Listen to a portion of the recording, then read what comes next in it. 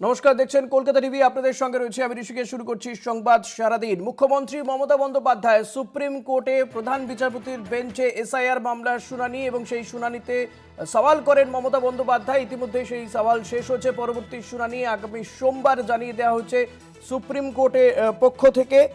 প্রধান বিচারপতি সূর্যকান্ত তিনি জানিয়েছেন। তবে আজকের এই যে শুনানি পর্ব চলল, সেই শুনানি পর্বে একাধিক বিষয় তুলে ধরেছেন মমতা বন্দ্যোপাধ্যায়, যা এতদিন আমরা বিভিন্ন রাজনৈতিক মঞ্চে কিংবা তিনি যখন নবান্ন থেকে সাংবাদিক সম্মেলন করেছেন সেই অভিযোগগুলো শোনা গিয়েছে। এসআইআর নিয়ে তিনি বলছেন যে এসআইআরে কোথাও গিয়ে রাজ্যে মানে অবজারভার এবং মাইক্রো অবজারভারকে যেভাবে নিয়োগ করা হয়েছে তাদের ভূমিকা নিয়ে তিনি প্রশ্ন তুলেছেন। তাদের বক্তব্য মমতা বন্দ্যোপাধ্যায় যে এখানে এসআইআর করা হচ্ছে, নাম বাদ যাচ্ছে কিন্তু নাম তোলা হচ্ছে না। নির্বাচন কমিশনকে সুপ্রিম কোর্ট ইতিমধ্যে নোটিশ দিয়েছে। এই মামলার পরবর্তী শুনানি আবার সোমবার। সমস্ত মামলা শুনানি কিন্তু সোমবার হবে।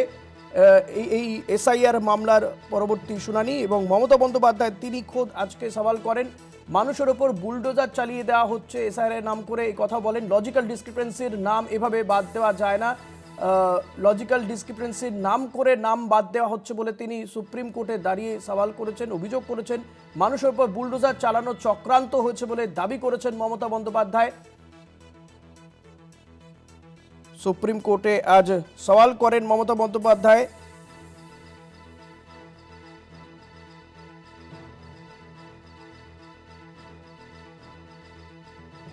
সুপ্রিম কোর্টে মমতা বন্দ্যোপাধ্যায় তিনি নিজে দাঁড়িয়ে সওয়াল করেছেন। মমতা বন্দ্যোপাধ্যায়ের আইনজীবী যদিও ছিলেন শ্যাম দেওয়ান, তিনি সওয়াল করেন, কিন্তু মমতা বন্দ্যোপাধ্যায় তিনিও সওয়াল করেন। 1,36,00,000 নাম লজিক্যাল ডিসক্রিপেন্সির তালিকায় রয়েছে। এসআইআর নিয়ে শুনানির মাত্র আর বাকি 4 দিন রয়েছে। 63 লক্ষ শুনানি এখনও বকেয়া পড়ে রয়েছে বলে দাবি করা হয়েছে। শুনানিতে মাইক্রো অবজারভার বা অবজারভারদের ভূমিকা নিয়ে প্রশ্ন তুলে সওয়াল করা হয়েছে। 8,300 মাইক্রো পর্যবেক্ষক নিয়োগ করা হয়েছে। সংবিধানের নিয়ম মেনে নিয়োগ করা হয়নি বলে দাবি। আধার কার্ড, ওবিসি সার্টিফিকেট এই ধরনের সব নথি গ্রহণ করা হচ্ছে না বলে সওয়ালে জানিয়েছেন মমতা বন্দ্যোপাধ্যায়। মানুষেরা এসআইআর শুনানিতে 4-5 ঘন্টা দাঁড়িয়ে রয়েছেন। আদালতের নির্দেশে লজিক্যাল ডিসক্রিপেন্সির তালিকা প্রকাশের কথা ছিল। কেন তালিকায় নাম নেই সাধারণ মানুষের জানা উচিত। শুনানি বলার অনুমতি চেয়ে মমতা বন্দ্যোপাধ্যায় তিনি কিন্তু এই দাবিগুলোই রেখেছেন বলে জানা যাচ্ছে। সুপ্রিম কোর্টে আজ এসআইআর মামলার শুনানি। এবং মমতা বন্দ্যোপাধ্যায় আরও যেটা বলেছেন সওয়াল করতে গিয়ে, যে সমস্ত মহিলার বিয়ে হয়ে গিয়েছে তাদের পদবি পরিবর্তন হয়, সেখানেও লজিক্যাল ডিসক্রিপেন্সি বলে নাম বাদ দিয়ে দেওয়া হচ্ছে বা শুনানিতে তলব করা হচ্ছে। আদালতের যে নির্দেশ, সেই নির্দেশকে, সুপ্রিম কোর্টের নির্দেশকে অমান্য করা হচ্ছে। আদালত আধার কার্ড বৈধ বলে জানিয়েছিল, কিন্তু সেই আধার কার্ড নেওয়া হচ্ছে না। লজিক্যাল ডিসক্রিপেন্সির যে তালিকা টাঙাতে বলা হয়েছিল, সেই তালিকাও এখনো পর্যন্ত টাঙানো হয়নি। এই সওয়ালগুলো করেছেন, এই অভিযোগগুলো করে মমতা বন্দ্যোপাধ্যায় সওয়াল করেছেন। সুপ্রিম কোর্টে দাঁড়িয়ে তিনি নিজে খোদ সওয়াল করেন। অন্য রাজ্যে জাতি শংসাপত্র নথি হিসেবে গ্রাহ্য করা হয়েছে, কিন্তু আমাদের রাজ্যে অর্থাৎ বাংলাতে সেটা গ্রাহ্য করা হচ্ছে না। মাইক্রো পর্যবেক্ষকদের নিয়োগ বিজেপি শাসিত রাজ্যগুলো থেকে করা হয়েছে এবং এদের নিয়োগ করা হয়েছে কেবল নাম বাদ দেওয়ার জন্য। এই অভিযোগও করেছেন মমতা বন্দ্যোপাধ্যায় সুপ্রিম কোর্টে সওয়াল করতে গিয়ে। 2 বছরের কাজ কমিশন 2 মাসে শেষ করতে চাইছে বলে দাবি করেছেন মমতা বন্দ্যোপাধ্যায়। সুপ্রিম কোর্টে হাই ভোল্টেজ এসআইআর মামলা শুনানি। বাংলার মুখ্যমন্ত্রী মমতা বন্দ্যোপাধ্যায় তিনি খোদ সুপ্রিম কোর্টে দাঁড়িয়ে সওয়াল করলেন এবং সওয়াল করতে গিয়ে একাধিক প্রশ্ন তুলে দিয়েছেন। তার বক্তব্য যে এখানে এসআইআর এর নাম করে নাম বাদ দেওয়া হচ্ছে, নাম তোলা হচ্ছে না। পাশাপাশি তার আরও বক্তব্য, এই এসআইআরে যে এসআইআর করতে গিয়ে যে মাইক্রো অবজারভার বা যে অবজারভার নিয়োগ করা হয়েছে, সেই সমস্ত মাইক্রো অবজারভারকে নিয়ে আসা হয়েছে বিজেপি শাসিত রাজ্যগুলো থেকে, যাদের মূলত কাজ নাম বাদ দেওয়ার জন্যই তাদেরকে ব্যবহার করা হচ্ছে বলে মুখ্যমন্ত্রী মমতা বন্দ্যোপাধ্যায় সুপ্রিম কোর্টে দাঁড়িয়ে সওয়াল করতে গিয়ে কথা বলেছেন। এবং মুখ্যমন্ত্রী বলেছেন যে খসড়া তালিকায় যে 58 লক্ষ নাম বাদ গিয়েছে, যাদের মধ্যে অনেককেই মৃত বলে বলা হচ্ছে, যাদের অনেকে জীবিত রয়েছেন, তাদেরকে মৃত বলে দেখানো হয়েছে খসড়া ভোটার তালিকাতে। সুপ্রিম কোর্টের এই মামলার সাথে আরও বেশ কিছু যে এই এসআইআর সংক্রান্ত মামলা রয়েছে, তা পরবর্তী শুনানি হবে আগামী সোমবার। সুপ্রিম কোর্ট মমতা বন্দ্যোপাধ্যায়ের যে সওয়াল, সেই সওয়াল শুনেছেন।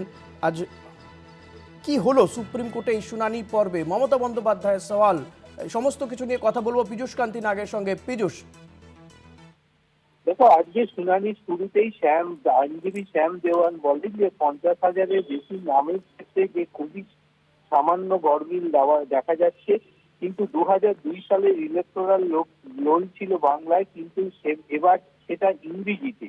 ফলে অসুবিধা হচ্ছে, সামান্য নামের বানানের গন্ডগোল আছে, এগুলো ক্ষেত্রে সাধারণ মানুষ সমস্যায় পড়ছে।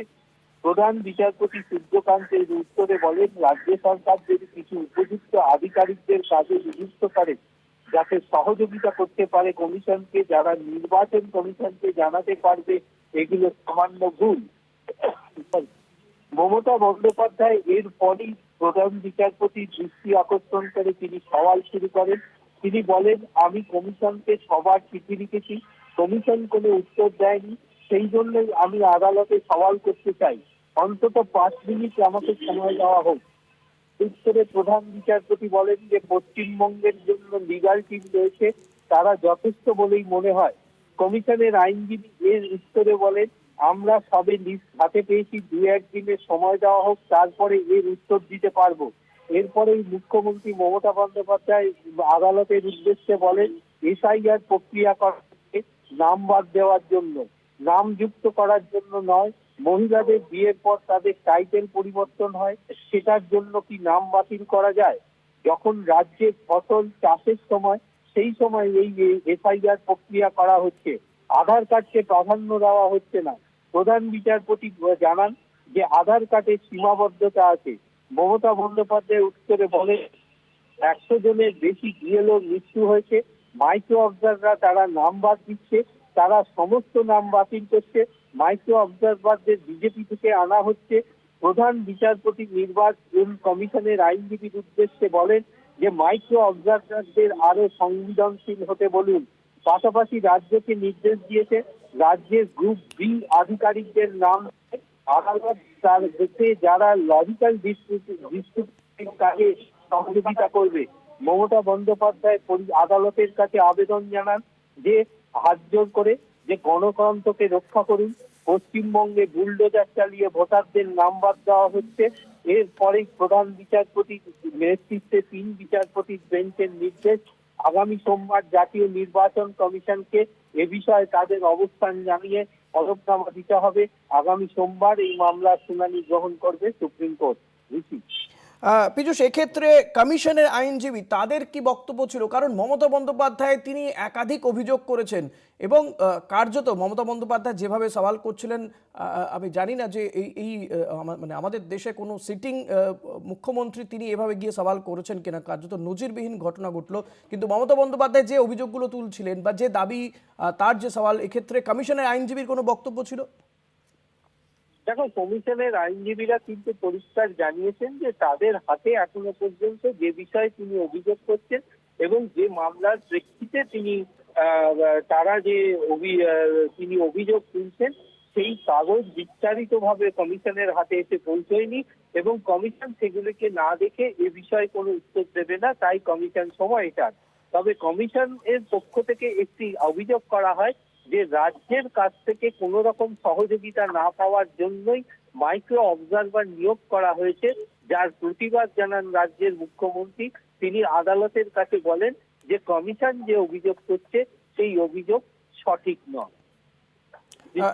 পীযূষ, এক্ষেত্রে মমতা বন্দ্যোপাধ্যায় অভিযোগ করেছেন, যেটা সুপ্রিম কোর্টে নির্দেশ দিয়েছিল, এই যে লজিক্যাল ডিসক্রিপেন্সির কথা বলা হয়েছিল, সেখানে প্রায় 1,36,00,000 নাম এই লজিক্যাল ডিসক্রিপেন্সিতে শুনানির তালিকায় রয়েছে। সেই নামের তালিকা টাঙাতে বলেছিল সুপ্রিম কোর্ট বিভিন্ন জায়গাতে, ব্লক অফিস, পঞ্চায়েত অফিস কিংবা শহরাঞ্চল হলে পুরসভাগুলোতে, কিন্তু কোথাও টাঙানো হয়নি। মমতা বন্দ্যোপাধ্যায় সেই অভিযোগ করেন। এক্ষেত্রে কোনো বক্তব্য পাওয়া গিয়েছে কমিশনের?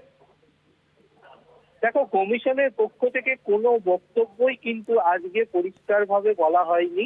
তার কারণ আদালতের আঙিনায় যখন এই ধরনের মামলা চলে, তখন সেখানে কিন্তু কাগজের ওপর ভিত্তি করেই চলে। আইনজীবীরা যখন কোনো মামলার সওয়াল করেন তখন তারা কাগজের ওপর ভিত্তি করেই করেন। মমতা বন্দ্যোপাধ্যায় তিনি পশ্চিমবঙ্গের বর্তমান এসআইআর পরিস্থিতিটা আদালতের সামনে তুলে ধরেছেন, কিন্তু আইনজীবী হিসাবে তার যে জবাব দেওয়ার যে আইনের আঙিনায় যে নির্দিষ্ট নিয়ম আছে, নির্বাচন কমিশনের আইনজীবীরা কিন্তু সেই নির্দিষ্ট নিয়ম ফলো করেই তারা বলেছেন যে উপযুক্ত কাগজ দেখে তারা আগামী সোমবার এ বিষয়ে দেবেন। তবে মাইক্রো অবজারভারদের ক্ষেত্রে নির্বাচন কমিশনের আইনজীবীরা বলবে একটি অভিযোগ তুলেছেন, যে অভিযোগের প্রেক্ষিতে বলা হয়েছে যে রাজ্যের কাছ থেকে সহযোগিতা না পেয়েই মাইক্রো অবজারভার নিয়োগ করা হবে। পীযূষ, আর একটা বিষয় জানতে চাইবো যে এই যে সোমবার, আগামী সোমবার শুনানির দিন, পরবর্তী শুনানির দিন ধার্য করা হয়েছে, কিন্তু এদিকে তো যে এসআইআর এর শুনানির দিন শেষ হয়ে যাচ্ছে, আর হাতে গোনা 3 দিন বাকি রয়েছে। সেক্ষেত্রে এই শুনানির দিন কি বাড়ানো হতে পারে, এ বিষয়ে সুপ্রিম কোর্টের কোনো বক্তব্য? দেখো, সেটি সম্পূর্ণভাবে নির্ভর করবে আদালতের ওপরে। তার কারণ এর আগে আমরা দেখেছি এসআইআর এর মূল মামলা যখন শুরু হয় তখন সেই সময় সেই শুনানির দিন বা সেই লিস্টিং এর তারিখের দিন কিন্তু পরিবর্তন করা হয়েছিল সুপ্রিম কোর্টের নির্দেশে।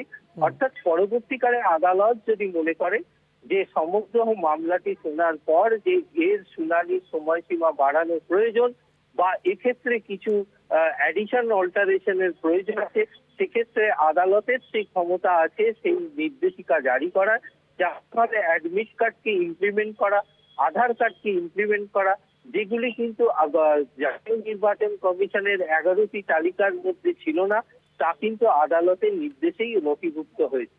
সুতরাং আগামী শনিবারের ভবিষ্যৎবাণী সেটা তখনই ঠিক হবে যখন আদালত সম্পূর্ণ মামলাটি গ্রহণ করার পর, শুনানি গ্রহণ করার পর তা পর্যবেক্ষণ এবং বিবেচনার মাধ্যমে আদালত সিদ্ধান্ত গ্রহণ করবে এবং তারপরেই সিদ্ধান্ত হবে যে শুনানির সময়সীমা তা বর্ধিত করা হবে কিনা বা তার সময়সীমা বাড়ানো হবে।